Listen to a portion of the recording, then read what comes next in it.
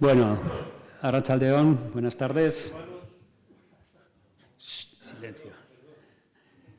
El tema que nos ocupa en esta mesa redonda es ahondar en la influencia del programa Discofilia en la difusión de la música moderna en la década de los 60 en Navarra.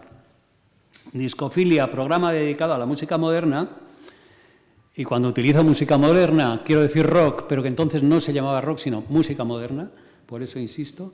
Nació en 1964, concretamente en diciembre de 1964, con lo cual estamos a punto, señores y caballeros, de cumplir 50 años desde el inicio de Discofilia. Ya sé que os da un disgusto grande, pero bueno. 60, que he dicho 50, muy mal, 60.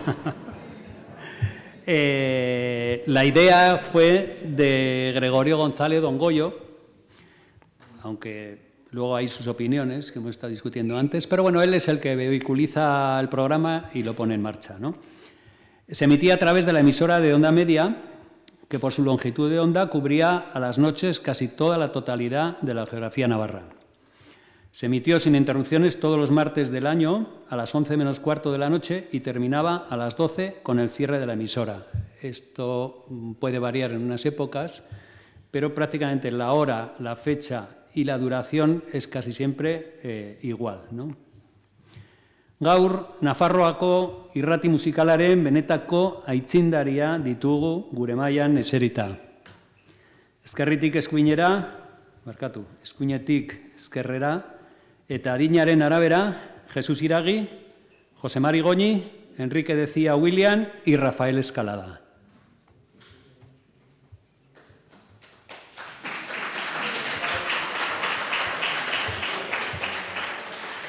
Tenemos un pequeño vídeo para ambientarnos, que dura 3 minutos, y luego empezamos.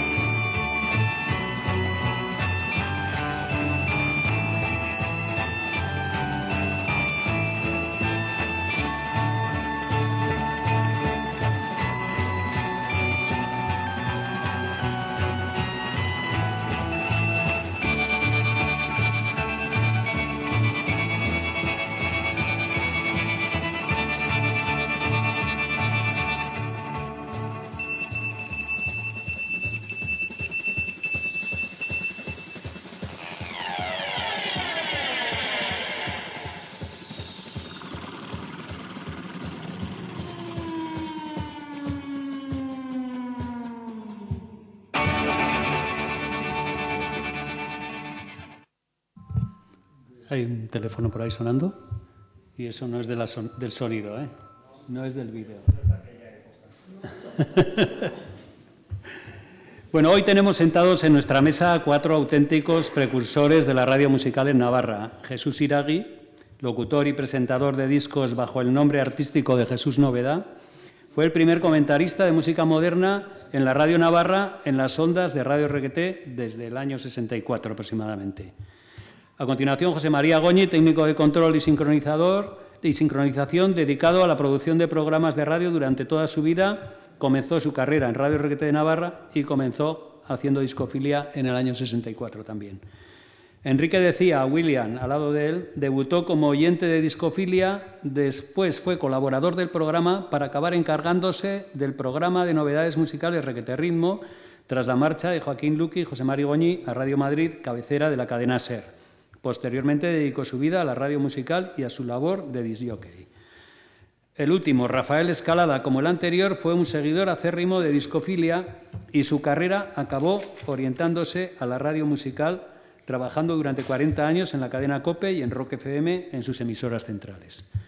Con ellos os dejo y empezamos con Jesús Iragui. Bueno, buenas tardes. Veo que abunda la edad, más o menos. Igual soy tal vez el más veterano de los que estamos aquí. O sea que voy a decir cosas, o serán conocidas, pero me parece importante el dejarlas claras desde el principio de lo que supuso y hasta hoy, que es un recuerdo, discofilia.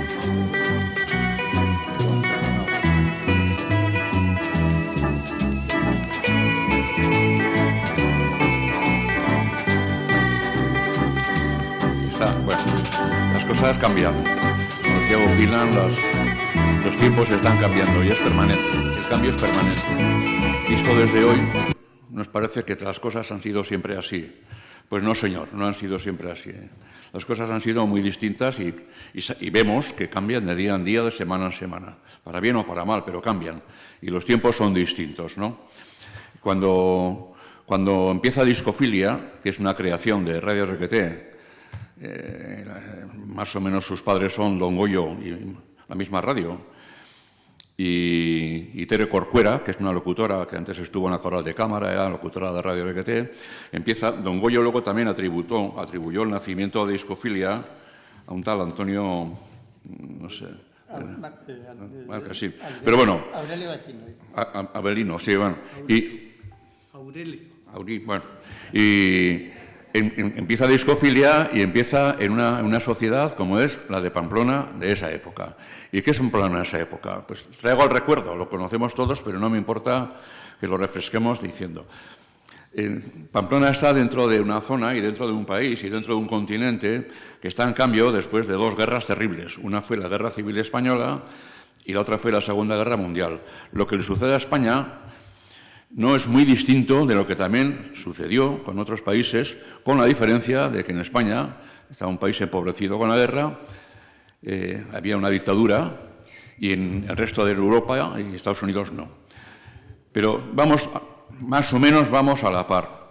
Entonces, Navarra y Pamplona pasan de ser una sociedad agrícola, poco a poco va cambiando por esfuerzos de industriales, de Huarte, de Orbaiceta, y se va convirtiendo en una sociedad pues, industrial, de servicios. Eso supone aparición de inmigrantes. Vienen aquí de inmigrantes, son españoles, o sea, básicamente son de toda España. Vienen aquí, van a Cataluña, van al País Vasco. Y al principio el régimen es muy severo, especialmente en el año 50, especialmente cruel, luego ya no, y es una dictadura, pues más o menos, si se permite decir así, más blanda que otras, cuando se hace discofilia. La censura, hay censura por todo, pero está más apagada. Debajo de la sociedad siempre hay fuerzas subterráneas que están moviendo las cosas con deseos de avanzar, de cambiar y todo, y aquí se cambió. Podemos decir, por ejemplo, pues que en Pamplona empezaron a aparecer los clubes sociales, como el tenis, como Anitasuna, pues como el Club Natación, tenía abundancia de cines. En el año 50 se crea la Universidad de Navarra, del Opus Dei, en el 60 se abre la clínica universitaria también. costumbres que estaban arraigadas durante decenios o durante mucho tiempo, como la música en las radios en Semana Santa, se pierden. En Semana Santa recordaréis que las emisiones de las radios eran exclusivamente de música clásica. Eso desapareció.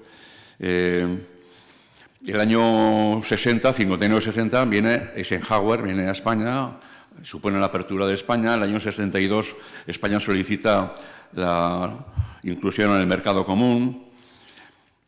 La sociedad española va cambiando. Las piscinas, que antes eran por las mañanas chicos y a la tarde chicas, o al revés, eso lo recordaremos todos más o menos, hay un momento que se cambia y se dice, no, pueden ir juntos los chicos con las chicas. Y los chicos con las chicas, pues están.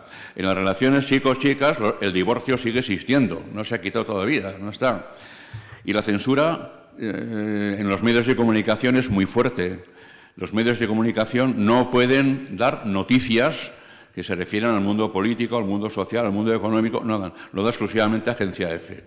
Las radios de aquí, que son 3, Radio RQT, La Voz de Navarra y Popular, son emisoras locales. Y en este ambiente nace Discofilia. ¿Por qué nació? Pues porque le habría parecido a los dirigentes de Radio RQT pues que convendría un programa de música pues más actual que uniera a la gente, porque la Radio RQT tenía un aspecto rocero, es decir, de contacto con la gente. Con Ramón Urrizalki, el tío Ramón, le gustaba participar en programas infantiles, de enfermos, de navidades, de fiestas, de tragedias o dramas que podía haber en Pamplona, con el Padre Carmelo, con teatro, con muchas cosas. Entonces, también se les ocurrió una cosa que yo creo que a mi juicio, es la clave de Discofilia, que era hacer un programa participativo. No solo de música, sino participativo. Recordaréis que en Discofilia, pues que duraba más o menos 2 horas, bueno, 1 hora y media, 2 horas, dependiendo, la hora de cierre estaba siempre abierta. Siempre el tío Ramón protestaba que es tarde, que es tarde, que es tarde, y Goyo se las ingeniaba para alargarlo hasta la 1, 1 y media, en fin. Y cuando... ¿qué iba a decir? Sí, pues que...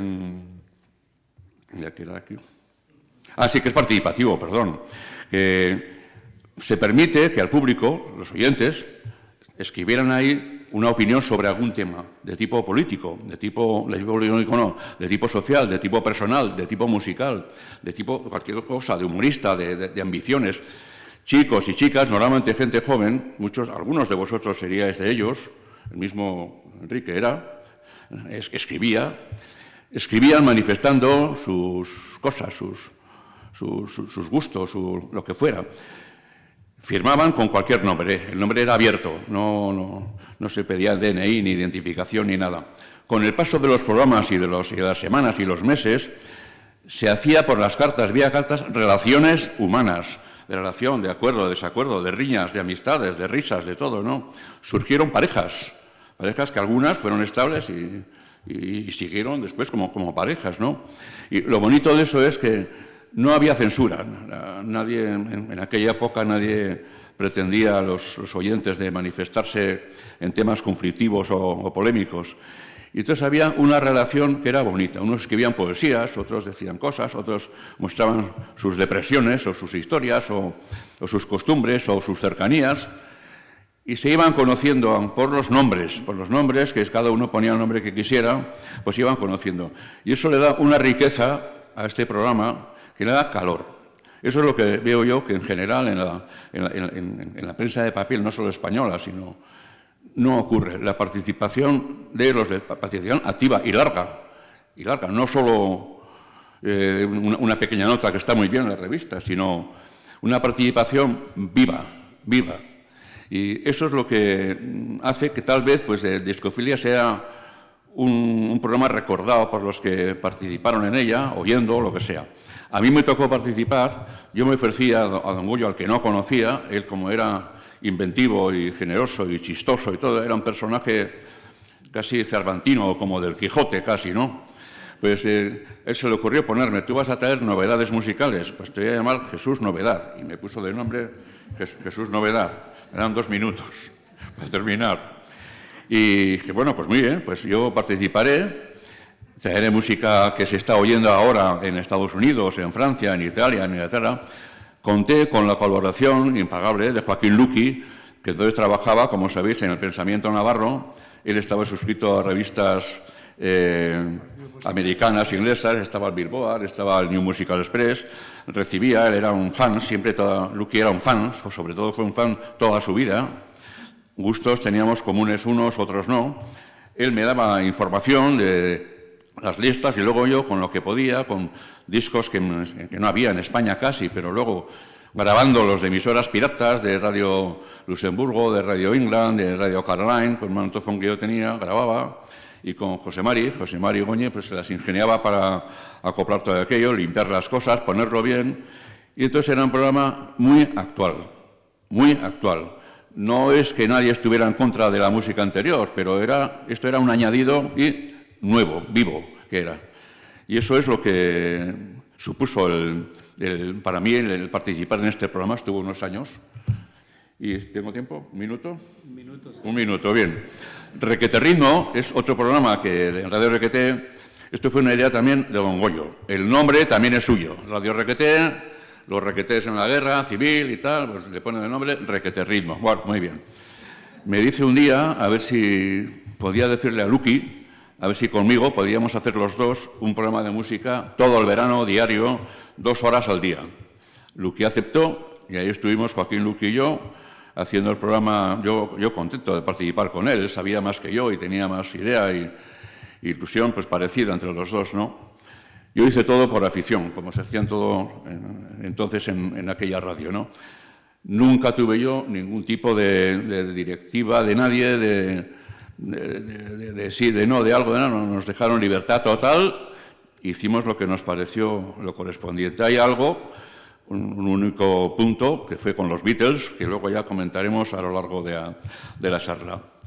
Y yo estoy muy contento de haber participado como recuerdo y como una actividad mía particular, por mi gusto, durante el tiempo que yo estuve deseando hacer todo aquello, ¿no?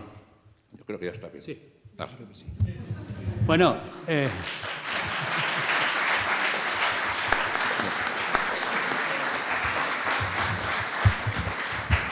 bien, vamos con el segundo invitado, José Mari Goñi. A ver si mejoras la marca. No, tío. Yo, todo lo contrario porque yo casi soy un espectador. Algún pequeño matiz. Yo recuerdo el ataque de terror de Lucky cuando se le dijo que tú te ibas y que se iba a hacer cargo él de todo. En aquella primera planta del pensamiento navarro, con las gafas aquí corrigiendo pruebas con una luz de 60 vatios en aquel sitio, y el tío decía que no.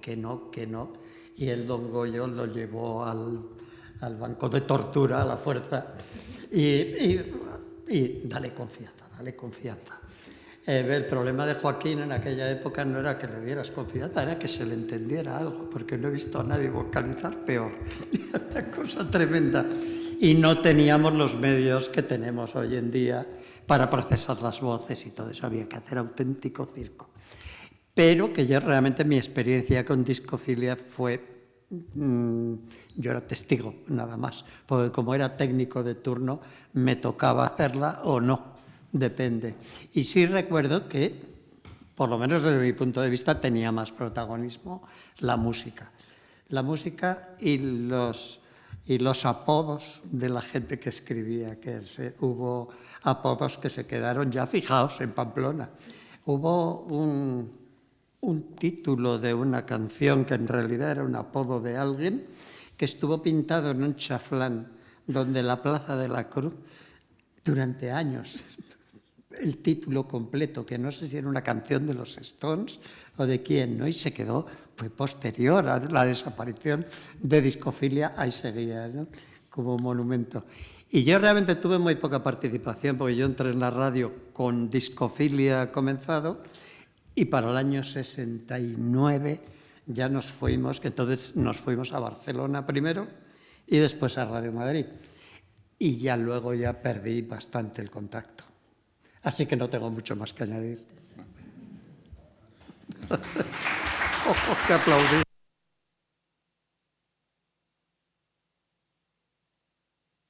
Enrique.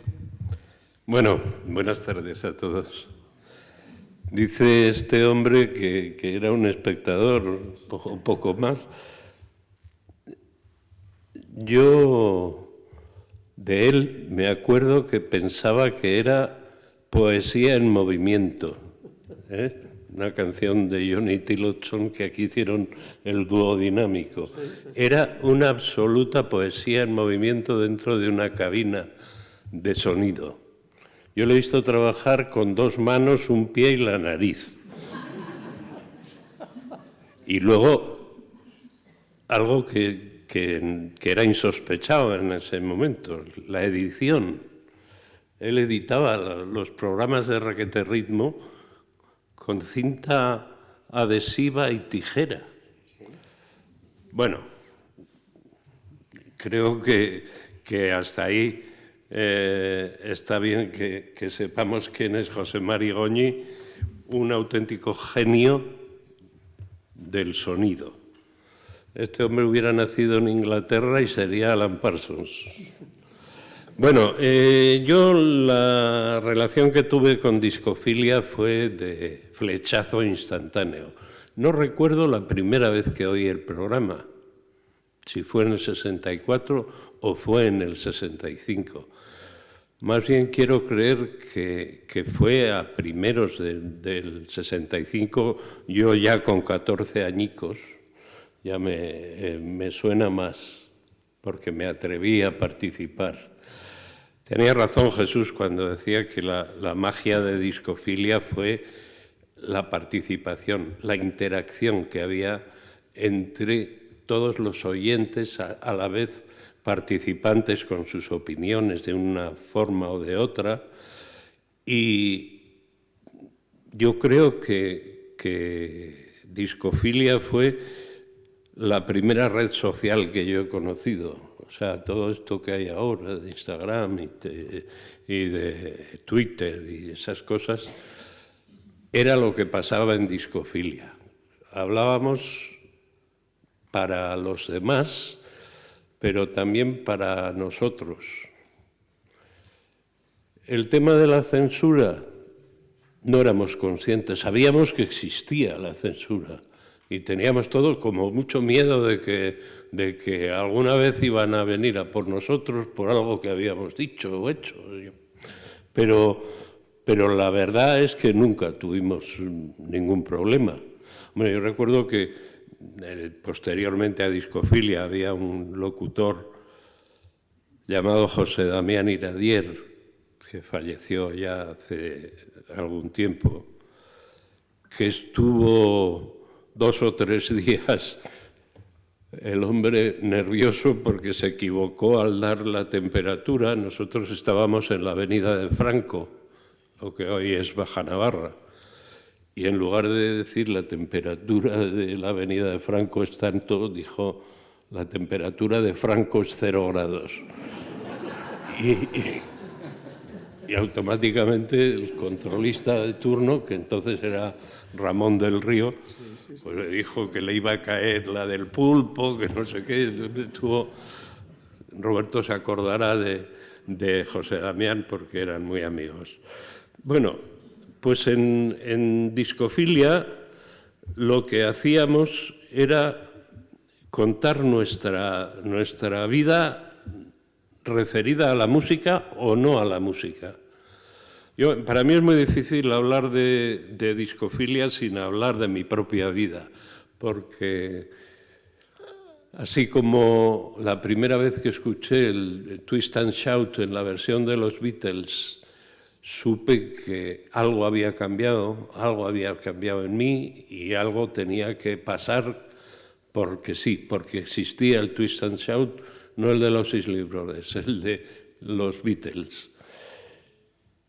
Y cuando oí Discofilia fue el flechazo con la radio absolutamente intenso. Mi vocación salió explosivamente. Yo siempre digo que he tenido en mi vida 2 amantes, la radio y la música, y que los 3 nos hemos llevado muy bien, aunque la radio me ha fallado un poco, no a nivel personal, sino en lo que hacen. Es decir, la radio que se hace ahora no me gusta, porque todos hacen lo mismo al mismo tiempo. Recuerdo que don Goyo se cabreó conmigo porque una vez me hicieron una entrevista en el Navarra Hoy, se llamaba antes, me parece, y decía yo, la radio local ha muerto. Y me he hecho una bronca, pero tenía razón. O sea, la radio local no existe, salvo honrosas excepciones, pero muy minoritarias. Entonces la radio nos servía de nexo de comunicación entre unos y otros. Los gustos musicales nos servían para darnos a veces, hubo hasta quien llegó a las manos por defender a su grupo favorito. Yo era de los Rolling Stones y naturalmente no podía ver a los Beatles. Ya sé que me contradigo con lo que he dicho antes, pero bueno, es que la cosa era así. Es como ser del Madrid o del Barça. No puedes aceptar nada del enemigo. Pues estaban los de los Beatles, los de los Rolling Stones, estaban los de Elvis Presley y Polanca, que nunca entendí cuál era la diferencia, pero bueno. Y luego estaban pues toda una serie de gente, como decía Jesús antes, poetas, escribían poesías.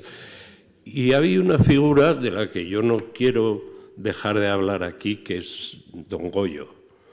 Don Goyo fue el alma de Discofilia y de muchas otras cosas, pero nosotros, en general, los discofilistas, teníamos una ternura por don Goyo especial, porque notábamos que se quería poner a nuestra altura. Le costaba, porque le costaba la de Dios, ponerse a la altura de chavales de 14, de 15 y bueno, y luego para que con la pronunciación de las canciones en inglés y eso era muy divertido como solía titular las canciones, pero él era un tipo excelente.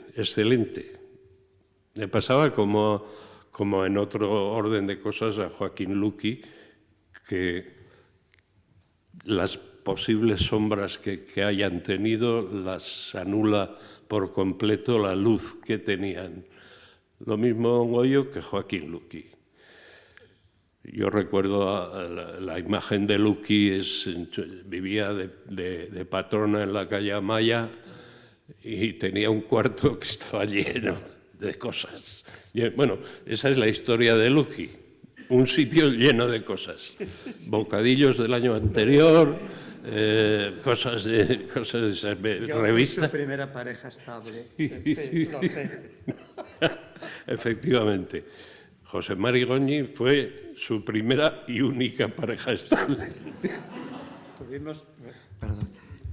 Había un chico de Caparroso que nos albergó durante un cierto tiempo en Madrid. ¿En Silvela? No, Donoso estaba Cortés. en Argüelles, por ahí. Donoso Cortés. Sí.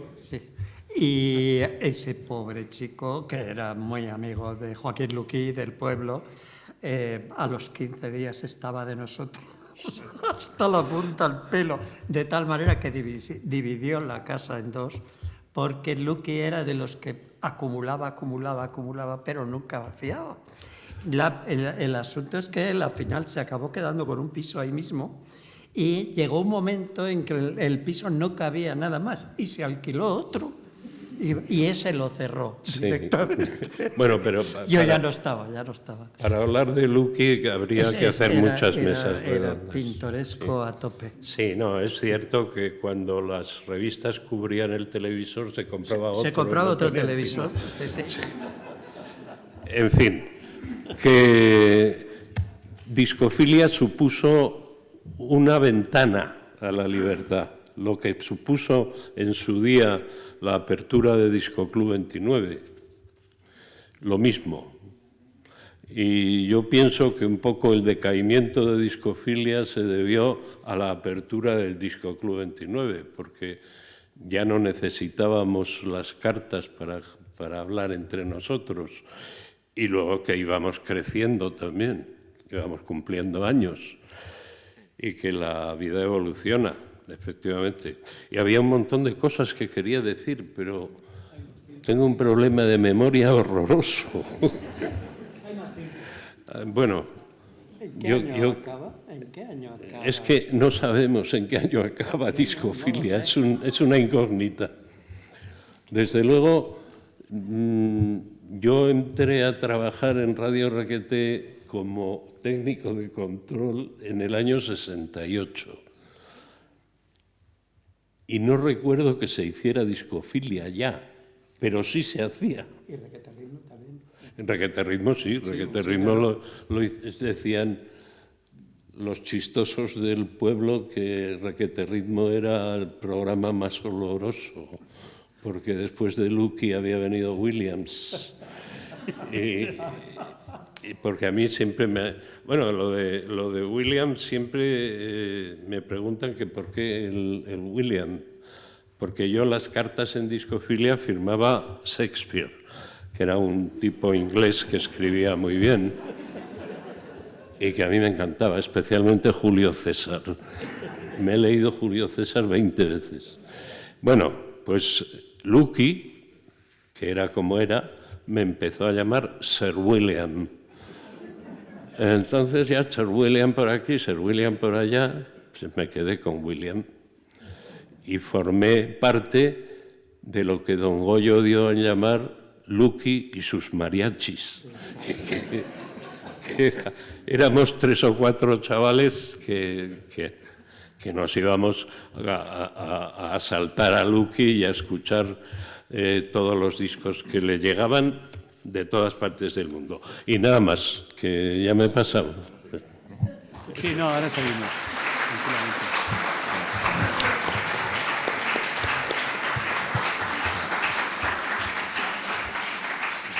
Gracias.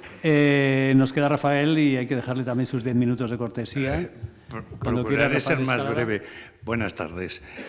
Cuando me llamó el señor Marino Goñi para participar en esta mesa redonda, dije que sí porque me sentía muy honrado por la compañía que tenía.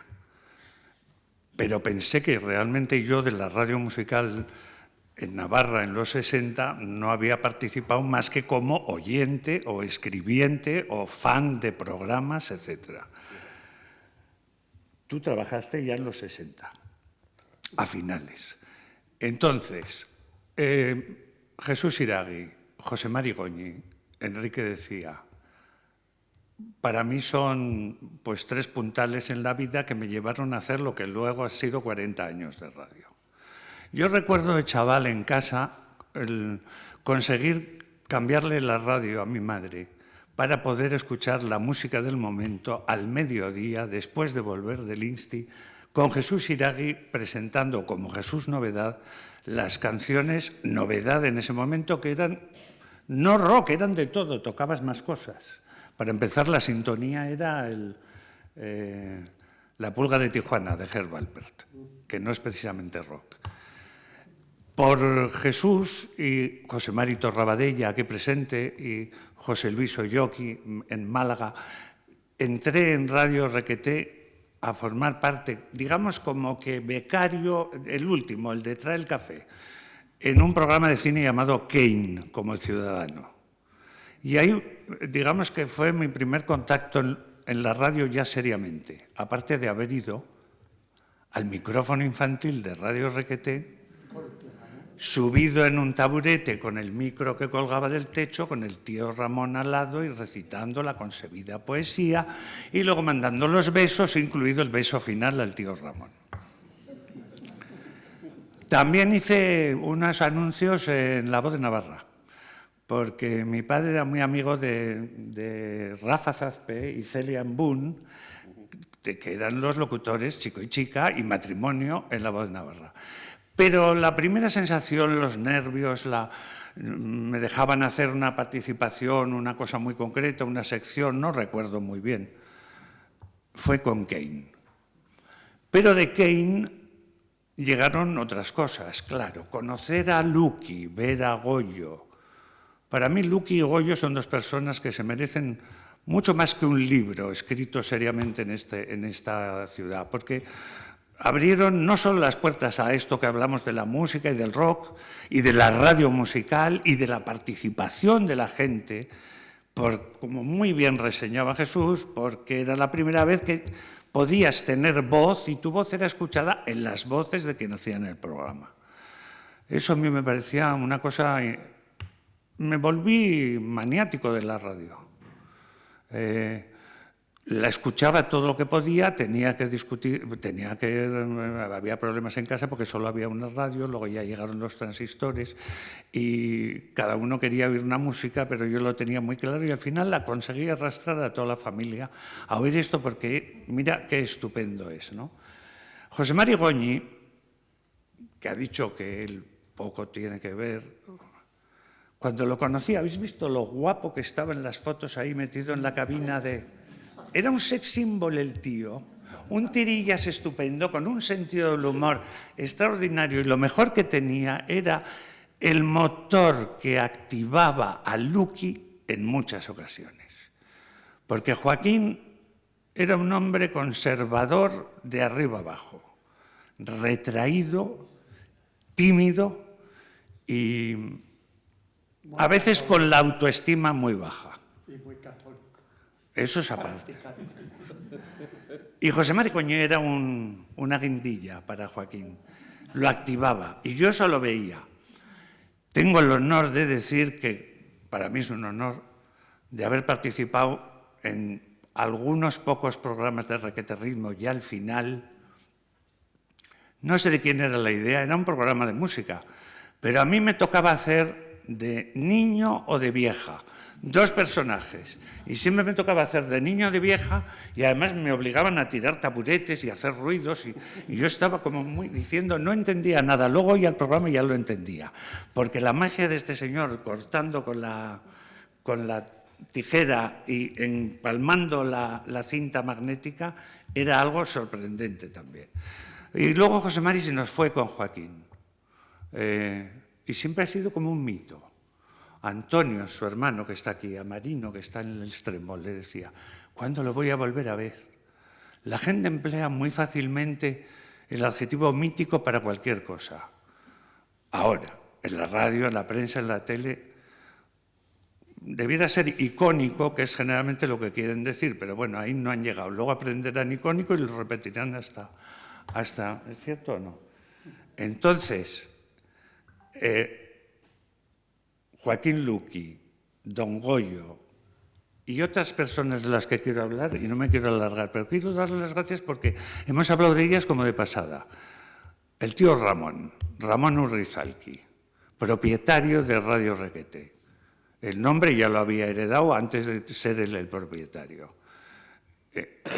No creo yo que fuera un hombre preocupado por la música joven ni por las grandes preocupaciones de los jóvenes, pero tenía la sensibilidad como para escuchar a Don Goyo, que era quien realmente incitaba para que se hicieran programas como La Música del Momento, como Discofilia, como Requete Ritmo. Los jóvenes quieren esto, no es solo aquí, es en todas partes. Esto atrae a más gente, los padres también empiezan a oírlo para ver pues, qué oyen sus hijos. Chapó por a Ramón Urrizalki en ese sentido. No sé cómo era su pensamiento, ni cómo era su ideología, si la tenía, que la tendría, pero tuvo la sensibilidad de permitir que gente muy joven, tan joven como este que llegó hecho un moco prácticamente a la radio, tuviera un programa de la categoría y el prestigio que tenía para nosotros los oyentes Requete Ritmo. Enrique era compañero mío del instituto. Antes de la radio ya nos conocíamos en el instituto. Lo que a mí me ponía malo de Discofilia, lo has aludido, en una época larga, porque triunfaban mucho los dos, es que había que ser sí o sí de los Beatles o de los Rolling Stones. Cosa que yo jamás entendí. Dije, ¿tú de cuál eres? Yo de los dos. Pero si tienes que elegir, de los dos. Luego yo, para mí mismo, decía, de los dos, pero un poco más de los Beatles. No pretendo que nadie esté de acuerdo conmigo, pero creo que la historia me ha dado la razón. Si juzgamos ambas carreras, tarjeta amarilla. Empecé haciendo esas cosas en Radio Requeté. Ese fue mi primer paso para luego, en La Popular, empezar como crítico de cine, y a partir en el 70 y en Radio Requeté estuve 67 finales, 68, 69, 70 Radio Popular, y luego ya programas de todo tipo. Y al final sí, música, todo música, y Rock FM, que es la mejor manera. Bueno, no la Rock FM que oigo yo, que no la oigo porque es mi repetición todo el rato, ¿no? Pero bien, una radio que se pueda escuchar y que no te ofenda y que te ilustre, que te enseñe, ya no hay prácticamente. Tenemos muchas más cosas de las que hablar, pero los 60 para mí son un terreno, otro adjetivo que se usa mucho, pero para mí lo son, mágico. Mágico en el sentido de que lo tengo todo revolucionado. La radio, la música, el Cineclub Lux y el cine fueron los tres motores en aquellos años a los que vi que iba derecho. Y tuve el acierto, la intuición y la suerte de quedarme ahí, de elegir trabajar en eso y poder decir ahora, al cabo de tantos años, que he pasado 40 años siendo feliz en mi trabajo. Con altibajos, con días mejores y peores, feliz en mi trabajo. Y esa es una satisfacción tan grande como ver al Drogas de público, a Enrique Villarreal y yo en el escenario por una vez. Ya está.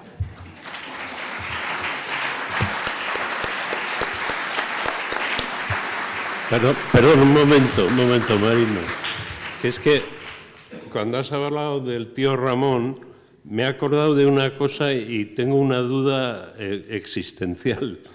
Cuando se hace alusión, que ya lo ha hecho Jesús, a que cuando Lennon dijo aquello de que eran más famosos que Jesucristo, los Beatles, pues hubo una reacción en Estados Unidos se dedicaron a lo que saben ellos, quemar cosas.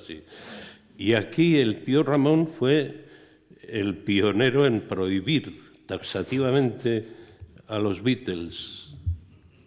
A partir de ese mismo momento solo sonó música de los Beatles en la radio. Es que no sé durante cuánto tiempo, pero... Yo tampoco recuerdo cuánto tiempo, pero sí recuerdo el esfuerzo de buscar todas las versiones de todas las canciones de los Beatles. Todos nuestros programas llevaban una canción de los Beatles. Como Frank Purcell y Paul Moriarty incluidos. Pero como el tío Ramón no tenía ni idea, no había los ningún tres problema. sudamericanos cantando Un billete compró. Sí. Bueno, es que me ha venido ahora mismo. Es verdad. ¿Puede preguntar algo a Vanessa? Sí, tú pregunta, con no contestar. Yo prácticamente no. Yo estaba en la radio, por ejemplo, por allí, de oyente y tal, donde bueno, estuve en un momento determinado con Javier Armendari, entrevistamos, por ejemplo, en los Reyes, donde era de Pamplona, a San Manuel Sagrado, que venía con su padre allí todo muy compuesto, para la podría decir detalles aquí en entrevista. Pero bueno, también estuve con Miguel Ríos, que era lo que Damián y David, y bueno, cositas. Pero yo quería preguntar a esa mesa, y esto es faltando Papi Luz y comunicación y tal, yo pienso, a la suerte, para nuestra gran suerte, Pamplona había tres emisoras que eran la Voz de Navarra, que era la del movimiento, es decir, la que mandaba. Y luego estuvo Radio Popular, que era de curas, con lo cual, pues ya sabemos que los curas eran el segundo mando del país. ¿Por qué funcionaba Radio Requeté y se nos dejaba a todos, a cada uno? Porque es que no olvidemos, y no sé, eso, pues, quizá lo sabréis mejor vosotros,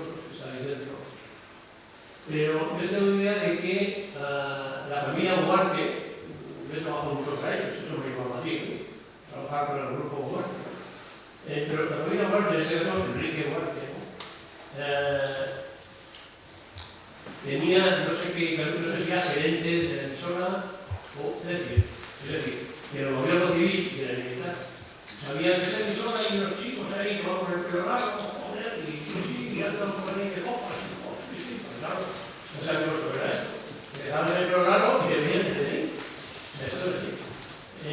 Pero yo creo que habiendo esta relación con Enrique Huarque, quizá eso permitió, y bueno, todos ellos salían a la audiencia, obviamente, y la dirección de la radio, que aquello funcionara. Lo mismo que, y termino, no es discofilia, pero a lo poco en Pamplona se celebraron, entonces vivía en Londres, pero bueno, me enteré a distancia,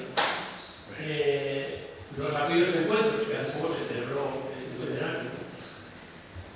Y con los encuentros tenemos, uno va por la Luna, hacia arriba, y se encuentra allí un alto relieve de Juan de Huarque, que fue el señor de la familia Huarque, un hijo de Don Félix, que pues, promovió de alguna manera que los encuentros se hicieran aquí, en Pamplona, que no era precisamente la ciudad más pobre en este país. Perdona, Roberto, que yo creo que Enrique Huarte no tenía nada que ver con la familia Huarte a la que te refieres. Bueno, pero yo creo que nos estamos yendo del tema. Tenemos muy bien centradico, no nos vamos, hay mucho que hablar. Yo quería plantear otra cosa, si no tenéis ninguna cosa que añadir a todo lo que hemos hablado, que es, por un lado, el cambio que representaron los 60, pero no los 60 desde el año 60 hasta el año 70, sino desde el año 65 al año 68 hubo un cambio brutal en la sociedad en Pamplona y sobre todo entre la gente joven, como has apuntado tú antes, Jesús.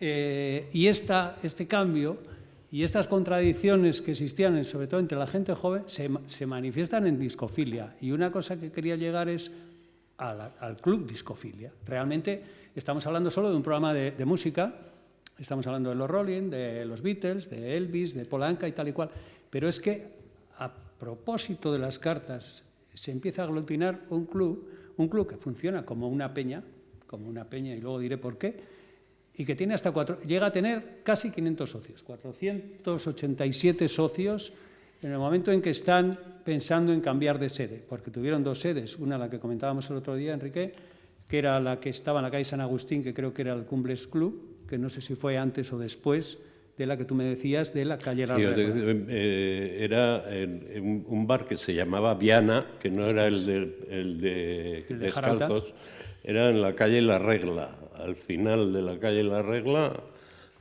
y ahí se suponía que era la sede del club de discofilia. Pero luego vengo a decir lo de las contradicciones porque, por ejemplo, a la vez que en un festival de discofilia, todo esto es el año 66, octubre del 66, en un festival de discofilia que monta Discofilia a medias con la Escuela de Deportes Soberena en el Frontón Labrit, al que asisten 2.000 personas, durante la actuación de los ánacos, porque son los ánacos los que provocan los incidentes, no son los breaks ni los IUs. Perdona, Marino, es que sí, en ese momento los ánacos habían fichado a un músico que se llamaba Félix, catalán, que tocaba el violín, entre otras cosas, y todo lo que tocaba lo rompía. O sea, era un poco seguidor de los Who en ese sentido. Sí, y entonces se formó la de Dios ahí, que es lo que ibas a contar. No, esto... Por lo demás, los ánacos eran buenos chicos. Eran buenos chicos. Lo que pasa es que pasaron... todo viene del Festival Fontbella, que se celebra en la primavera y principio del verano de ese mismo año, del 66. Ganan los juniors y se quedan los segundos los ánacos. Los juniors deciden profesionalizarse y se van a Barcelona, de Barcelona dan el salto a Mallorca, de Mallorca a Madrid, les va muy bien. En fin, graban 4 discos hasta que un buen día desaparecen, ¿no? Y los ánacos deciden hacer lo mismo y se van a Tarragona.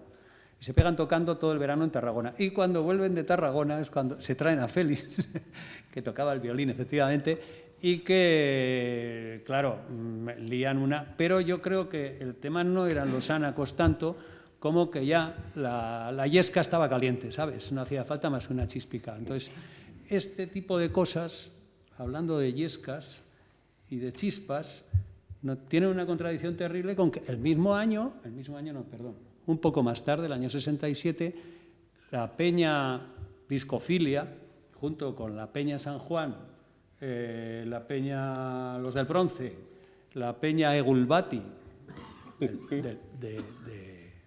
del Opus Dei, resulta que se apuntan a una, digamos que es como una especie de peregrinación que se organiza a Roncesvalles, una peregrinación que se sacan de la manga, no se sabe muy bien, a llevar una antorcha a Roncesvalles y allá rezar, celebrar una misa en Burguete y luego un rosario en Roncesvalles, ¿no?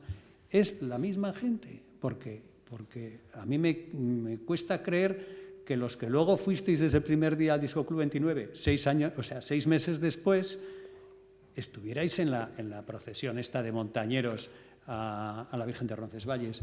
Quiero creer que había muchos discofilias. Creo que Sánchez está en este momento atacando eso, la máquina del fango. Porque eso de la antorcha y el rosario, a mí es que ni idea, vamos. Pues esto está sacado sí, en hemeroteca. Y se da durante 2 años. Y en los 2 años el Club Discofilia tiene una participación. En uno está entre los 4 que organizan la marcha y que toman los relevos para llevar la antorcha a Roncesvalles, y en el otro parten desde la Plaza del Castillo el primer relevo. Es decir, que son gente importante. Sí, vamos, seguramente. No sé, infiltrados, porque es que... Es lo que digo yo. No sé, dijo una vez Luqui también vino y nos dijo que le quería captar el Opus Dei. Y don Goyo le dijo, bueno, pues ¿qué más te da comulgar 2 veces al día? Eso es, en serio, se lo dijo. En la cafetería Jamaica, donde Luqui solía comer helado con pan. Siempre vuelvo a Luqui, lo siento, pero... No, yo creo, lo que pasa es que, claro, como nos dé para contar todas las aventuras, no sé si nos daría toda la noche para contar todas las anécdotas de Luqui. De lo que sí me acuerdo es de la excursión a Zarauz, que más que excursión fue una invasión con los condes con capa incluida. Pero esa fue ese era el espíritu de Discofilia. Sí. Lo de Roncesvalles, yo no sé de dónde sale, yo ya no participé y me pareció una evolución rarísima. No sé, ya de ahí al Palmar de Troya un paso. No es una evolución, José Mari, es una convivencia en el tiempo. Es que bueno, pasa a la vez. Pasan muchas cosas en muy poco tiempo. Yo siempre he puesto el ejemplo de que el día que yo entré a trabajar, que simultaneaba Angelitos Negros con el Twist and Shout. Eso sería el servicio secreto de Discofilia. Los que Exacto. Si permitís, y ya para seguir y terminar tal vez con Joaquín Luqui, yo os pregunto, ¿le habéis visto alguna vez alguno de vosotros ha estado presente con Luqui llorando? ¿Llorando? Yo no. Tú sí, yo sí. Yo no sé si es por el mismo motivo o no. Yo sí le vi. Una vez estábamos preparando Requete Ritmo, unas cosas y tal, y estaba una radio puesta y sonaba la 7ª Sinfonía de Beethoven. Y hablábamos de no sé qué tal, y de repente cuando entra el adagio de la sinfonía, Luqui se queda a escucharlo y dice, para, déjame oír esto. Y empezó a llorar, oyendo el adagio de la 7ª Sinfonía de Beethoven. Para de llorar y tal, esto me emociono y tal, y seguimos. O sea, que era un hombre, como todos, sin fin. Todos tenemos un fondo sin fin, ¿no? Sí. Hay que ver hasta dónde se llega en cada persona, sí.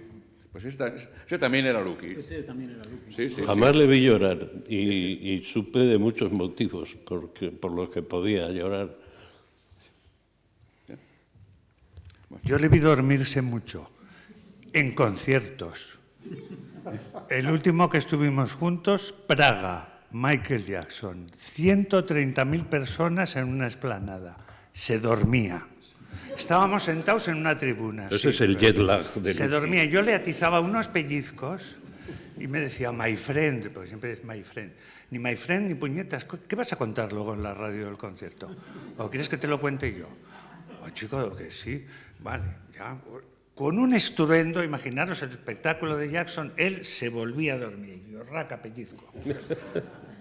Y se dormían muchas cosas, pero bueno, muchos grandes los he visto dormitar. Ángel Fernández Santos, el guionista de cine, el co-guionista del Espíritu de la Colmena, crítico de cine del País, se dormía en pases de prensa, uno sí y al otro también. Y luego no sé cómo escribía de bien la crónica. Se dormía Luqui, pobre.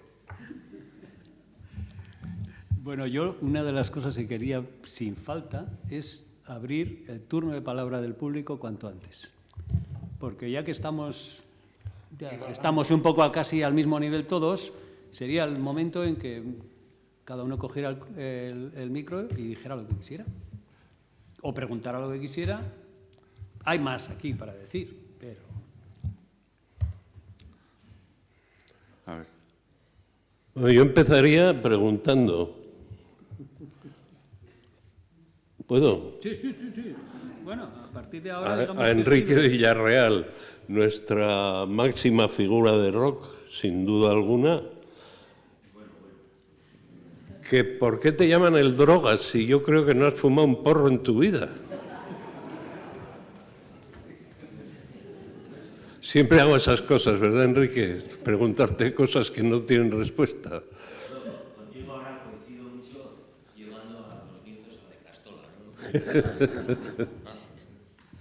Bueno, además aquí se está a gusto porque uno se siente muy joven. No sé, tampoco para mí la mesa es mítica también y bueno, a mí la verdad que me empuja a dedicarme a una historia, a un mundo que me gusta, que me apasiona, gracias también a personajes como vosotros, ¿no? Y es una alegría estar aquí participando como oyente. Gracias.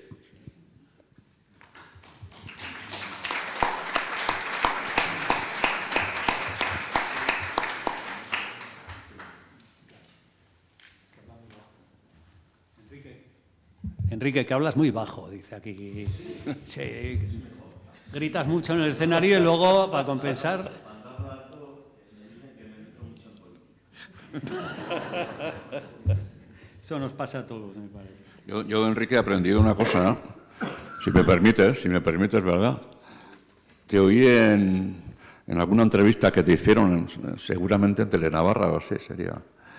Una cosa que me impresionó mucho y la hice mía, ¿verdad? Porque dijiste, cada día que no veo a mis nietos es un día perdido.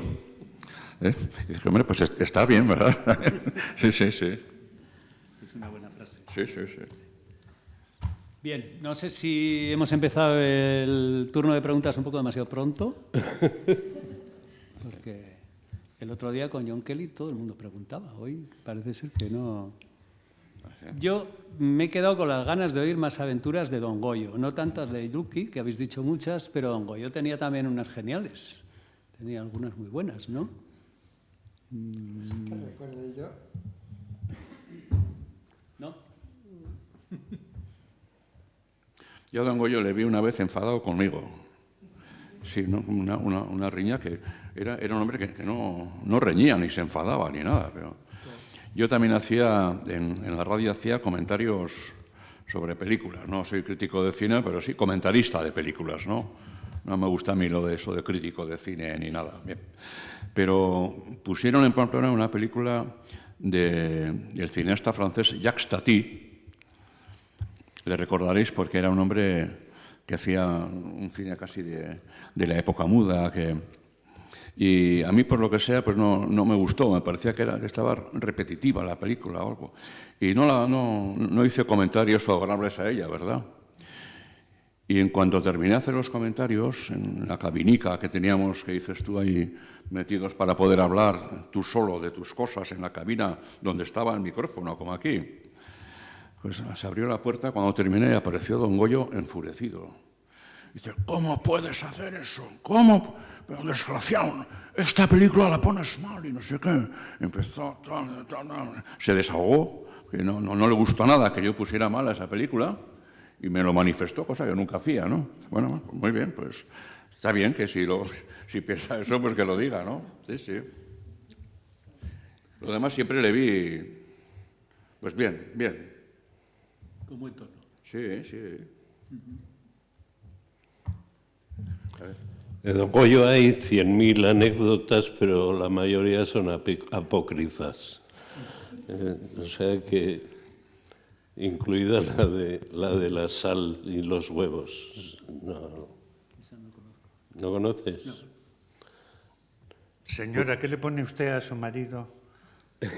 Era esa, ¿no? Sí, la pregunta era que era el clorato de sodio. Eso.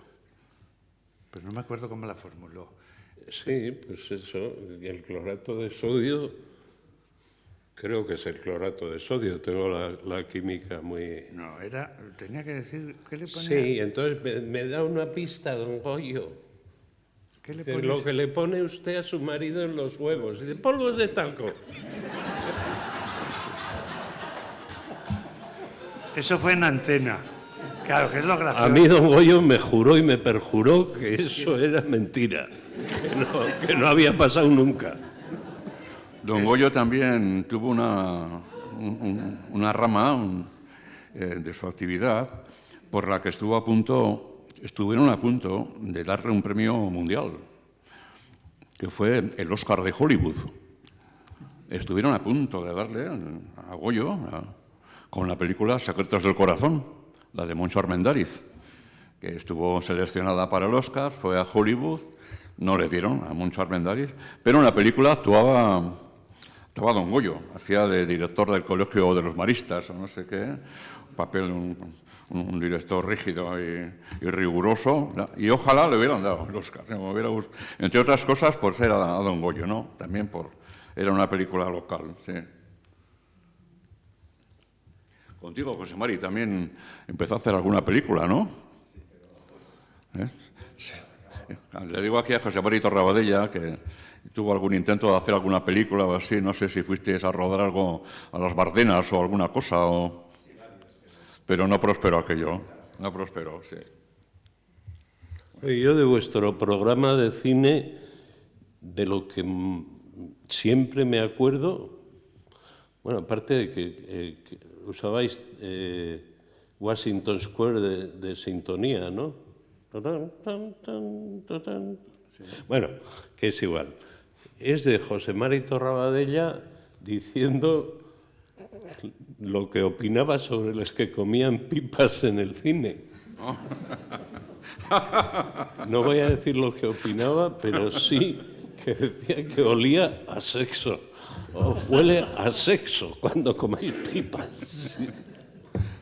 Y fíjate, con la cantidad de cosas que contabais de las pelis, me acuerdo de las pipas de José María. Sí. Ahora, las cosas siguen cambiando, siguen día a día, ¿no? Como antes comentaba al principio. La radio ahora se parece mucho a la que estamos hablando. Pues, hombre, en medio técnico sí, hablas con un micrófono, sale, te oyen. Nunca, en una radio, nunca sabes quién te oye. Nunca sabes si... Tal vez hayáis tenido pues, alguna vez comentarios de alguien que os oyó de tal cosa de forma impensada y que estaba en Santander y os oyó en Santander o qué sé yo, cualquier cosa, y nunca sabes quién te oye, ¿no? Igual al cabo del tiempo. Ahora las radios, pues bueno, ahí siguen resistiendo, ¿no? O sea, sí, no, siguen. Decían que iban a desaparecer con esto de la televisión, de Internet. La radio es el único medio tradicional que se ha salvado desde la llegada de Internet. Sí.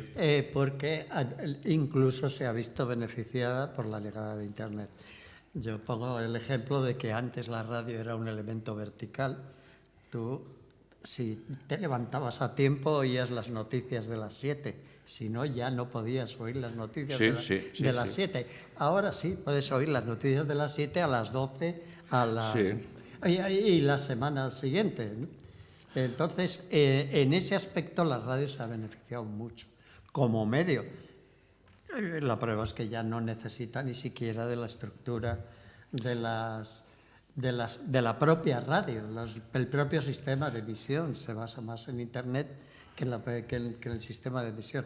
Yo recuerdo la llegada de la frecuencia modulada, que efectivamente fue un cambio, porque todo lo que perdía de largo, de distancia, lo ganaba de calidad. Pero yo creo que fue el último cambio tecnológico hasta que llegó Internet. Y ahí todo el mundo decía, bueno, esto se acaba, que se va a acabar, todo lo contrario. A mí me pilló de lleno y no hicimos más que beneficiarnos y beneficiarnos. Yo tengo la impresión de que las personas que, como más o menos nosotros por cuestiones de edad, pues nos hemos criado decenios oyendo radio y todo, que nos ha quedado en la cabeza algo que nos hace que sin querer preferimos el habla en la radio que el habla en la televisión. Un coloquio bien llevado o unas personas hablando en la radio te provoca más sensación de intimidad, estar solo con eso que te oye, les escuchas, no sabes quiénes son, qué caras tienen, si son jóvenes, mayores. En la televisión los ves y igual ya tienes una opinión formada, una persona zafia o no, humorística.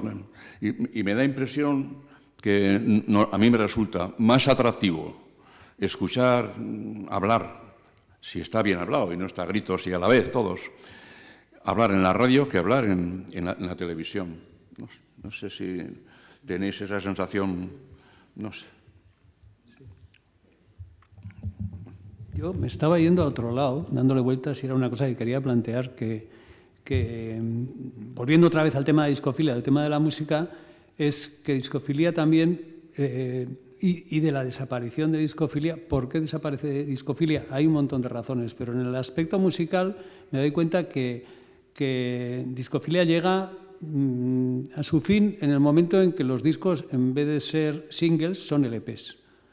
Porque sí, quiero decir, era difícil poner un LP entero en un programa donde luego tenías que hablar, luego tenías que leer una carta, etcétera, etcétera. Yo creo que Discofilia es un programa de su tiempo, y cuando veíamos el final de Discofilia veíamos que era eso, que en el año 69 ya no había discofilia, por lo que hemos visto. Yo creía que seguía, pero lo cierto es que no parece que lo hubiera.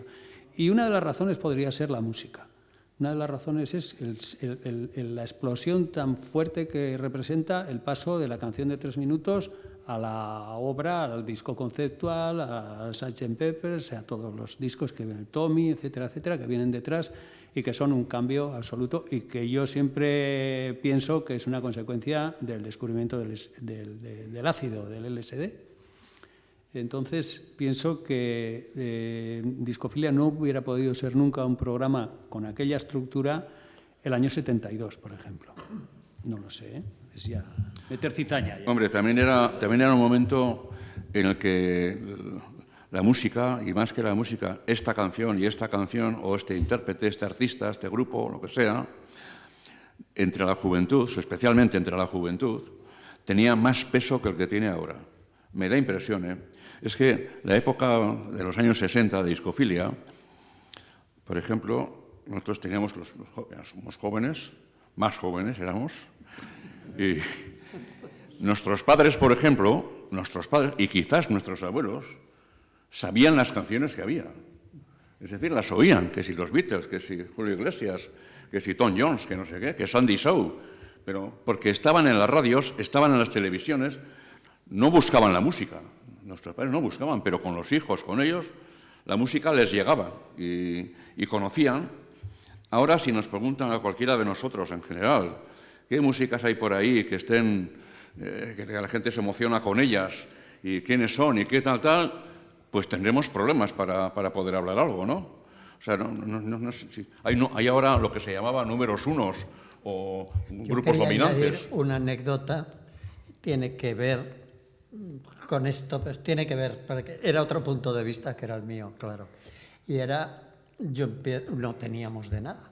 Es decir, aparecía el ritmograma y de pronto te decían, tal canción en el número 3. ¿Y de dónde saco yo la canción? Ahora sale de cualquier sitio. Entonces no había manera. ¿Y qué hacíamos? Escuchar las emisoras inglesas, sobre todo, donde se estrenaban las canciones, y ahí teníamos el material para que algunas veces llevaban un jingleito por medio y tal, para que no las piratearan. le pegábamos la tijera y como era la primera vez que se oía, no se notaba nada, ¿no? ¿Qué ocurrió? Que yo descubrí entonces, hurgando con esto de la música, que en Gran Bretaña tampoco había emisoras privadas, solamente estaba la BBC, que la BBC daba música, pero no era la música que le gustaba a la gente. Y ahí es donde empiezo a descubrir que había radios piratas, la Radio London, que estaba en tierra, pero en teoría estaba en territorio internacional o algo así. El caso de Radio Carolina. Y eso es un fenómeno que pasa 2 años y la BBC cambia, es decir, el gobierno británico autoriza que a la BBC que se haga cargo de toda esa música pirata que tiene invadido ya no solamente Gran Bretaña, sino toda Europa. Y yo recuerdo haber vivido ese fenómeno de haber ido a un camping en la Costa Brava y a la caída de la tarde, que es cuando entraba la onda media, de pronto oír Radio Luxemburgo, que fue la sucesora de todo esto, Radio Luxemburgo por todo el camping. Y entonces descubrí que era un movimiento que no era solo de Pamplona, que no era solo de España, que era de toda Europa. Claro, en Inglaterra, ¿no? Sí, sí. Y es interesantísimo el fenómeno porque dura lo que dura, que dura relativamente poco. Oye, ahora mismo, el fenómeno de esta chica estadounidense que se ha manifestado en Estados Unidos, Taylor Swift, ¿no? Taylor Swift, sí. ¿Quién podría hablarnos algo de su música o de ella tal, de los que estamos aquí? O sea, cobraban las entradas a esta chica, leí que cuando actúa, igual en Madrid, igual la entrada valía 1.000 euros. O sea, para ver cantar. Y fueron 100.000 personas jóvenes, la mayoría jóvenes. Es decir, que el mundo sigue, nosotros ya no somos jóvenes.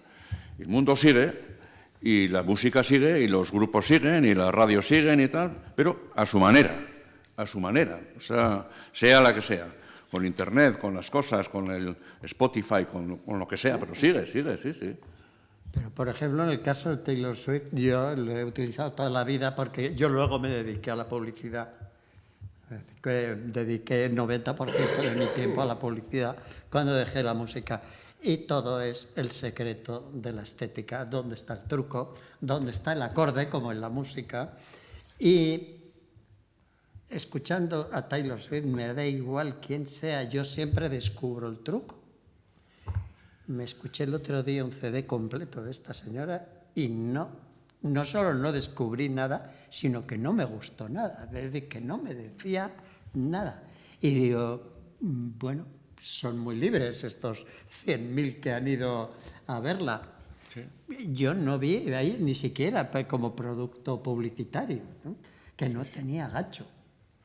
Oye, lees en la prensa, que un chico, no sé si es puertorriqueño o de esa zona, caribeño, que hizo una canción Despacito. Dice, en Internet dicen, ha habido 6.000 millones de veces que alguien se ha conectado para escucharla. Dices, pero Despacito es un producto publicitario perfecto. Será verdad, no voy a discutir nada como miden o no. Despacito es un producto publicitario perfecto. No sé si es verdad, no sé si es verdad. Sí, no tienen por qué mentir. No tienen por qué mentir. Bueno, no lo sé qué hay detrás, no sé, ¿verdad? Pero yo sé que hay conjuntos locales, conjuntos cercanos, que yo oigo su música en ese disco. A ver si le van aumentando la cuota y la tienen fija. No le sube nada. Para animarles, ¿no? Tienen pocos votos, digo, bueno, voy a colaborar, voy a meter votos. No le sube nada. Sin embargo, al Despacito, que ya se ha quedado atrás, ya no es el que tiene el que más, ¿verdad? Y como dices tú, oyes la canción Despacito y a los 10 segundos ya la has terminado de oír. Sí. O sea, es un ritmo, no le quiero quitar nada a los artistas, a los ingenieros de sonido, los que sea, ¿verdad? Pero bueno. Pues con la Taylor Swift.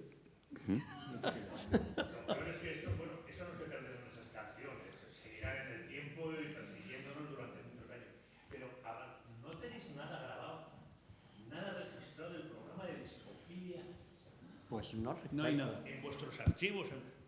No, simplemente es eso. Si no tenéis nada grabado. Sí que hay 3 requeterritmos, ¿no? ¿Ah? Pero discofilia no hay nada. No, increíble, porque en aquellos años, bueno, aquellas grabaciones que decías que estabais montando tú y tal, ¿no? Pero no. Es que Discofilia se hacía en directo. Y grabar un programa es que no se planteaba ni siquiera la posibilidad ni la necesidad. Mientras que Requete Ritmo era un programa elaborado que necesariamente tenía que ser grabado, porque yo le tenía que meter la tijera y entonces, claro, no quedaba más remedio, no se podía hacer en directo aquello. Y por eso quedan 3 Requete Ritmos, que uno de ellos fue el que sirvió como programa piloto para que nos ficharan en la cadena SER en Madrid. Y era unas Navidades, y ese es el que suena aquí en la exposición. Y luego había un par más que yo tenía, por la razón la misma. Es decir, que era que tenían que escucharnos por ahí alguien para ficharnos. Discofilia jamás se planteó la posibilidad ni siquiera de grabar una cassette, para nada. Hombre, en Radio Requete, cuando celebraron su 50 aniversario de la propiedad de Ramón Urrizalki, pues hicieron, la cadena SER se volcó un poco una semana en Pamplona recordando viejos tiempos de uno, de otro, programas, tal, lo que sea, y se volvieron como locos intentando localizar la voz del tío Ramón, de Ramón Urrizalki, que hacía muchos programas él. O sea, programas de infantil. Sí, era infantil, de los enfermos, de no sé qué, las Navidades y los teatros, pues no tenían ni un segundo de grabación del tío Ramón. No se grababa. No se grababa nada. No se grababa. Bueno, es que ahora, yo voy a decir una cosa, ahora parece como que en los 60 se podía grabar como se graba ahora. Es que tú miras a la música, por ejemplo, y de los grupos que había en Navarra en los años 60, quitando los que grabaron discos, obviamente, que son muy pocos, o sea, Lorella, los Juniors, los Vagabundos que se hicieron una autoedición, etcétera, no había grabaciones. Y la única que existe de los 60 es la Misa Yeye, aquella italiana, que cantaron primero los Duendes y luego los Breaks. Y hay una versión de los Breaks de la Misa Yeye. Es la única grabación que tenemos de los 60. Luego en los 70 ya empezó a haber cassettes y tal, pero en los 60 no hay nada grabado, no hay nada. Yo le hice una grabación a Los Ánacos en un ensayo, pero no sé ni para qué ni dónde acabó. Hablando de misas... No, de misas no hemos hablado. Hemos hablado de todo, pero de misas no. Que yo sepa. En la Escuela de Comercio, sí. Este era mi curso, compañero, hicimos una misa criolla, los de mi curso, sí, una misa criolla, sí. La hicimos en Santudela, o sea, era para sacar dinero para el viaje de estudios. No sé yo. No era más que hablar. No se oye, ¿no? Bueno, en cualquier caso, eran las dos misas de moda, la misa y la misa criolla, la misa que se tocaron juntas, como dices, en Tudela, en un festival de esta época también.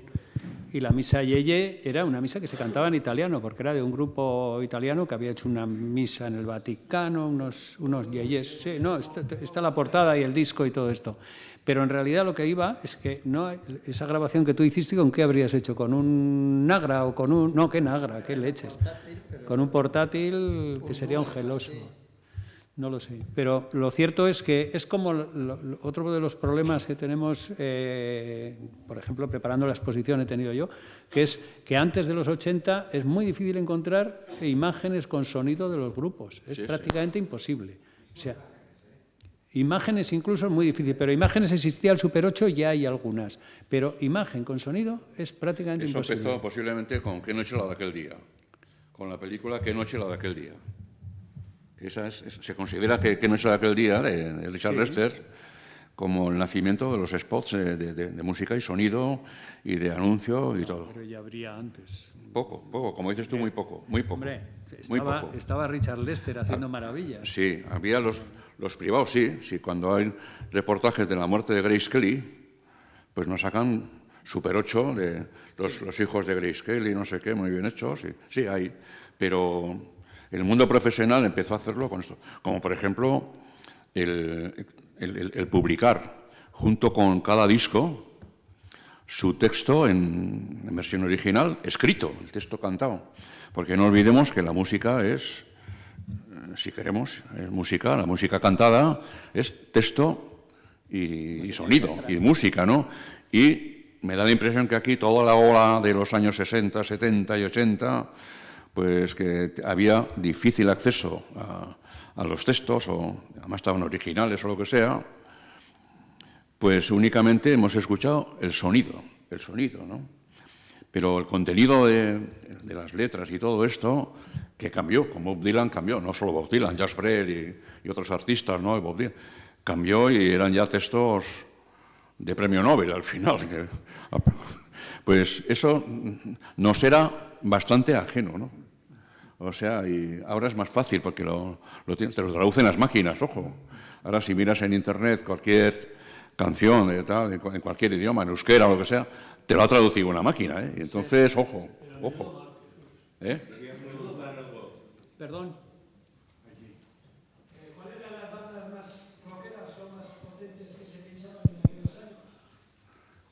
Las danzas, ¿has dicho? Las bandas. Claro. Bueno, las bandas, todas. Pues, por ejemplo, los Rolling. No digo las bandas de aquí. Las de aquí. Hombre, tenías que empezar, perdóname, podemos empezar a decir nombres. Yo tiraría por los Rebeldes, por ejemplo. Claro, ¿en qué época estamos hablando? ¿Exclusivamente la época de discofilia? Yo me quedo con los Rebeldes. Me quedo con los Rebeldes sin ninguna duda. Era... Al rockero. El rockero. Vamos a ver, yo por muchos motivos me quedaría con los Rebeldes. Por otros motivos me quedaría con los Hapex, que es la cosa más de zona nacional y eso. Única y exclusivamente por la versión que hacían del Tired of Waiting for You de los Kinks. Y luego con los Desertores. Desertores Sociedad Limitada era mi grupo a nivel de que éramos cuadrillas, salíamos por ahí y todo. Claro. Pero era un grupo... Es que lo que pasa es que los Desertores, yo pienso que hubo dos Desertores, digamos. Los primeros que hacían versiones de los Vox Tops, los que conocimos en los Maristas en un festival mañanero, y luego los Desertores después de haber oído Led Zeppelin. Eso es. Si quieres Alberto una banda yo tenía rockera, la misma tesitura que Robert Plant. Exactamente. Alberto sabía cantar por Robert Plant. Yo no quiero ser pesado, pero nadie en la mesa, no sé si alguien se ha planteado alguna vez por qué el sistema represivo franquista, que no dejaba hacer nada prácticamente, permitió que Radio RQT funcionase, como habéis explicado muy bien, que funcionó. Yo he dado una opinión que no estoy muy seguro, pero creo que no encuentro otra. El tema de la familia Duarte. No tiene nada que ver con eso. Enrique Duarte no tenía nada que ver con la familia de los Duarte. No. ¿Por qué no se metía? Pues porque lo que hacía Radio Requete era perfectamente presentable en cualquier sitio. Las palabras que se decían por parte de quienes hacían los programas o de los que escribían eran palabras perfectamente publicables sin que nadie se llamara gallo. No había tacos, no había ordinarieces. Pero porque la radio no se oía por la noche. Que no se oía la radio por la noche, porque no había existido la radio por la noche. Es decir, la radio empezó a llegar de Madrid, porque Radio Requete era asociada a la cadena SER, empezaron a llegar algunos programas en bobinas de cinta, de relleno. Y entonces ahí es donde don Goyo probablemente se planteó aventurar otro tipo de programa que pudiéramos comercializar aquí. Pero realmente era un territorio intocado. Y no te preocupes que las autoridades no le prestaban la más leve atención a nada que ocurriera a las 10 de la noche, después del día. Creo que no había ningún censor escuchando. No había ningún censor activo. A las 9 de la mañana sí, y a las 2 de la tarde también. A las 10 de la noche, pues ya está. Pero bueno, ya más tarde, cuando en eso que se llama tardofranquismo, cuando ya se hacían programas de otro calado, como Iruñerías y tal, entonces ya no sabían qué hacer con aquello. Ya le iba quedando poco tiempo al abuelo. Sí. Ya, pues como no me doy cuenta, ¿me entiendes? Porque alguno de los empleados de Radio Requeté tenía un padre censor de la cosa y no, en fin, No, y que luego hay un cambio... no se enteraban de nada. Josu. Bueno, y una anécdota sobre, hablando de censura, en un programa que llegamos a hacer, me parece que solamente dos capítulos dentro de Discofilia, Julieta Guerra y yo, se llamaba La Juventud tiene razón, y al segundo, cuando empezamos a hablar de la religión, al siguiente llegó a una censura por parte de Gobernación en que no interesaba hacer ese tipo de intervenciones, y no se hicieron más. Pues a mí el tío de Julieta me soltó una hostia en comisaría que para qué.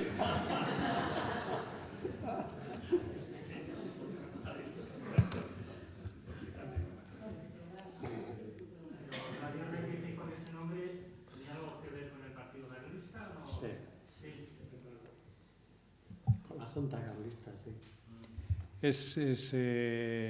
Bueno, ahora va a salir un libro que va a ser muy interesante porque supongo yo que desvelará algo de cómo Ramón Uruzquialqui se quedó con Radio Requeté cuando en realidad él no era el propietario y pasó a ser propietario de algo que era de la Junta Carlista de Guerra. Cuando el régimen prohibió a los partidos tener medios de difusión, la Junta Carlista hizo cesión a Ramón Urrizalqui de la emisora. El decreto de unificación de 1937. No, pero, y sí. con la condición de que dejaran el indicativo Radio Requeté. Efectivamente, y entonces lo iba a absorber la Radio Nacional. Se iba a quedar, iba a unificar todo eso. En el 80 o en el 81. Entonces la Junta Carlista dice, tú tienes que mantener los símbolos, es decir, el Oriamendi, que se ponía al cierre. La Junta Carlista hacía muchos tiempos que había desaparecido, para cuando ocurrió esto. La Junta Carlista de Guerra, lo que sí, pero era lo mismo que el pensamiento navarro, pertenecían a la misma por empresa. Por eso digo que es un... No, yo creo que es un tema, yo no lo tengo claro. Vamos a ver, yo hablo de las anécdotas que yo escuché allí. Entre otras cosas, don Goyo me contó la historia. La historia que me contó don Goyo. Luego en el libro ese que ha salido ahora se cuentan más cosas. Pero la historia no dejaba de tener su encanto.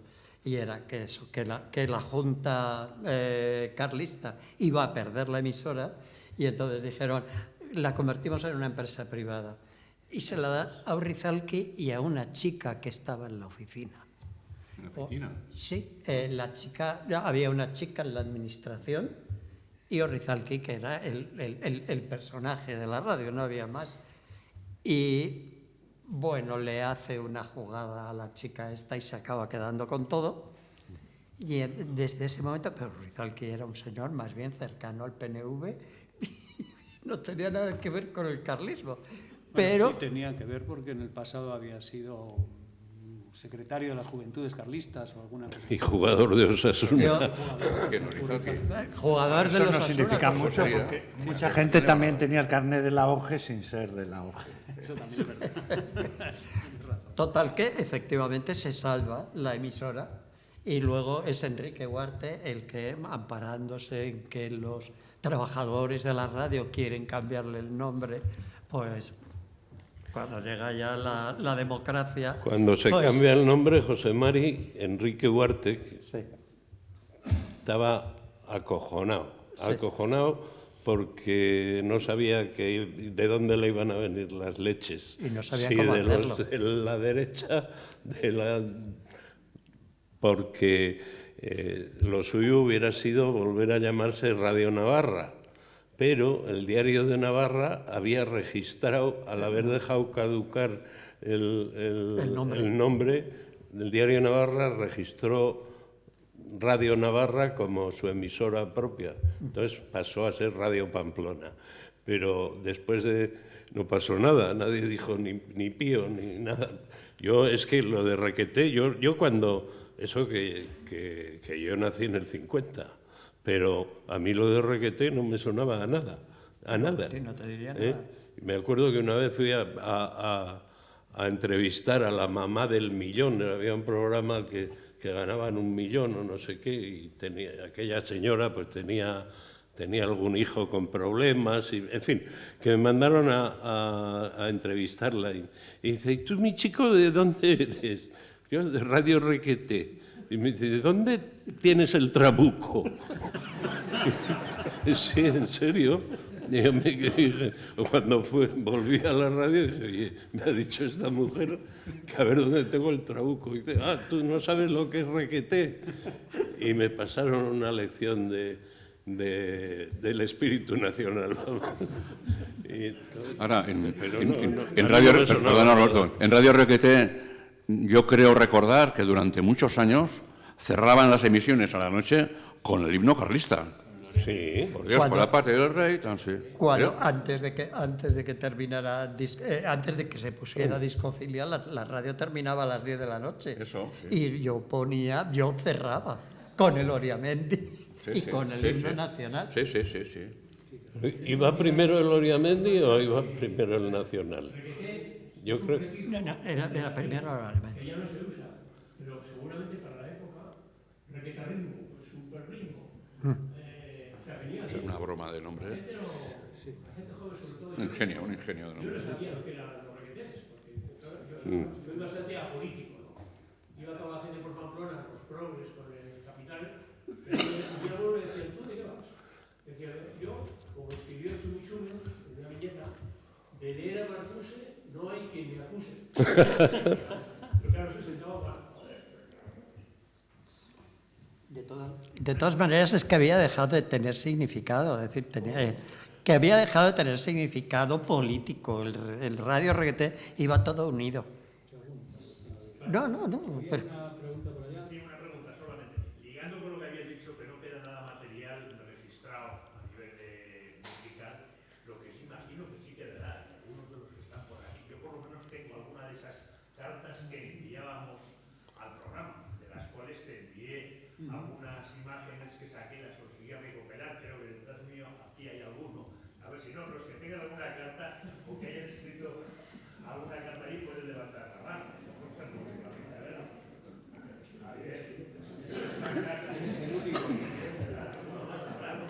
Beethoven y OVNI. Por lo menos eso queda, y si, bueno, si se pudiese, no sé, en algún foro publicarlas está bien, porque da un poco la idea de lo que comentabais antes, de cómo los jóvenes participábamos entonces, ¿no? Las tonterías que a veces decíamos, esa revista del discofilista que yo te mandé algo y con ese vídeo que te salían algunas imágenes, esas listas, y cada uno pues expresaba por las aficiones por los grupos distintos, las expresaba por medio de esas cartitas llenas de dibujo que una foto justamente es una de esas cartas, pero aunque haya poco, ese material, por lo menos a lo mejor lo podemos mandar a la Pamplona desaparecido, a alguna de esas grupos, para que por lo menos la gente los vea. Pero estaría bien tenerlos, eso como documentos vivos de lo que hubo en aquel momento. Bueno, tenemos que terminar, o sea, tiene que estar vacío esto para las 9 de la noche. Son menos 25. Entonces, no sé si tenemos una última pregunta. Te doy la razón, Ovni, tenemos que hacer todo eso, pero más tarde. Ahora mismo estamos es muy difícil hacerlo todo. En todo caso, no sé si tenemos alguna pregunta más. Importante, menos importante. Hay una pregunta ya. Sí.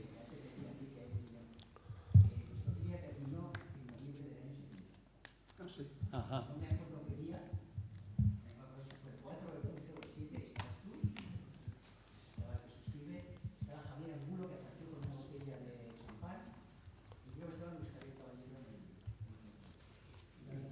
No me he enterado de nada, macho. Es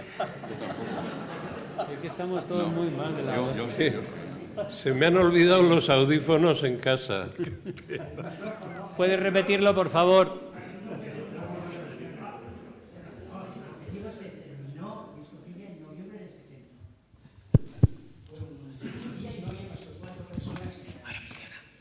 No sé si ahora va. Bueno, pues va. A ver, dime. Fue en noviembre del año 70. ¿70? 70, sí. ¿Y quiénes estabais? Dile. Pues estaba Enrique, que era el que llevaba la voz cantante y el que organizaba. Creo que estaba Luis Javier Caballero en el control. Y estaba yo. Y estaba, me parece que un amigo mío también.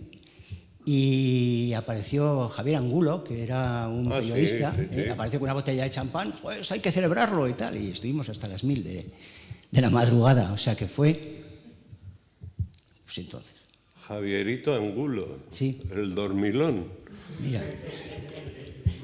Pues sabes que me lo encontré en una convención de la SER como gerifalte de prisa. Estaba. Tú fue director con de un tal Cinemanía. Juan Van den Ende, que también... Fue director de Cinemanía y fue director del Festival de Cine de Valladolid. Sí, ya y veo que ahora no sé qué hace. Habéis llegado muy alto muchos por aquí. Luego, digamos, acontecimiento generacional que fue Discofilia se apagó cuando se tenía que apagar, cuando nosotros ya empezamos a tener pues 18 años o 19, y ya no hubo nada de un tipo también, vamos a decir, masivo en Pamplona, hasta que apareció Radio Paraíso, Pues fíjate. una década después. ¿Qué mes fue exactamente? Así Noviembre del 70. Noviembre del 70. Noviembre del Es que no me acuerdo 70 qué es día, la pero víspera- noviembre del 70 seguro. Noviembre del 70 es la víspera del Consejo de Burgos. Era el juicio de Sí, Burgos sí. y No sé si a mí tiene me algo que ver. metieron 3 días ahí abajo donde el gobernador, porque no les gustaba algo que yo hacía o decía, no sé. Ya que yo les decía que Si soy hubiera sido en amigo. junio del 70 se comprendería, pero lo de noviembre es una fecha muy rara. ¿Y no recuerdas qué hubo después? ¿O te desvinculaste Después, por completo? sí, no, yo me fui a estudiar a Madrid después. Aquí en lo que era Radio Requete entonces, después de eso siguió William haciendo Requete Ritmo, con la sintonía de Marmalade, de Wait for Me, Merian. Y luego hubo algún otro programa de música, pero ya era a horas normales, no era la noche que tenías que oírlo pues con aquellas cassettes de entonces con un Porque solo Requete auricular, Ritmo una cosa era así. otro rollo Sí, era completamente distinto, era pero para nosotros espectáculo, era- sí. mientras que Discofilia era un club de amigos. Entonces, era Nosotros completamente hacíamos distinto. distinciones entre la música de Requete Ritmo y la música de Discofilia. Efectivamente. Porque nosotros decidíamos la música que se ponía en Requete Ritmo, mientras que en Discofilia lo decidían los oyentes. Era otro mundo Sí, sí. distinto. El Requete Ritmo. ¿Y Requete Ritmo alguien sabe cuándo terminó? Pues yo no consigo recordarlo tampoco. Ya a mí ya me había llevado el río, claro, ya. Sí, lo acabé yo. Sí, claro, eso sería. No me acuerdo. Pero es igual, luego se llamaba de otra manera, pero era el mismo. Bueno, asunto es si cambiaba de hora. Queridos, Sí, muchas bueno, gracias. luego a Sé ser que esto va a diario, seguir tal, hasta y ya cuando... no sé cuándo. Gracias por venir. Gracias a los ponentes.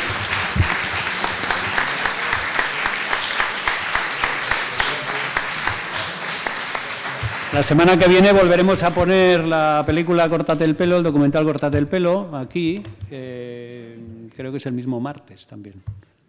Y seguiremos con las mesas redondas. Gracias.